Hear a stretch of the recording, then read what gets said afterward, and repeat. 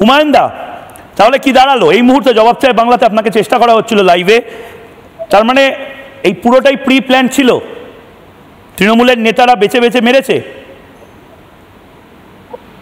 দেখুন, যেখানে বিচার বিভাগীয় তদন্ত হয়েছে, সেই তদন্তের যে রিপোর্ট অনারেবল হাইকোর্টে সাবমিট হয়েছে, সেটা যেটা এসেছে সেটাই আপনাকেও মানতে হবে, আমাকেও মানতে হবে।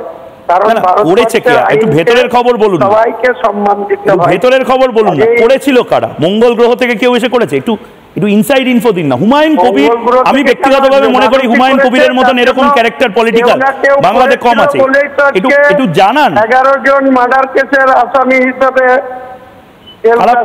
আছে না, তার মানে পুলিশ কাজ করেনি হুমায়ুন দা? তার মানে পুলিশ কাজ করেনি, বসিয়ে রাখিয়েছিলেন পুলিশকে? পুলিশ তো অ্যারেস্ট করেছে, তারা তো জেল কাস্টডিতে রয়েছে।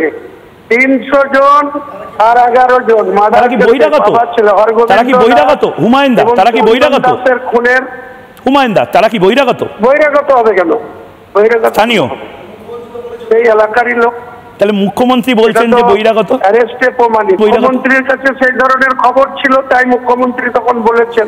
কিন্তু কে কোথা থেকে তার মানে জানতেন না।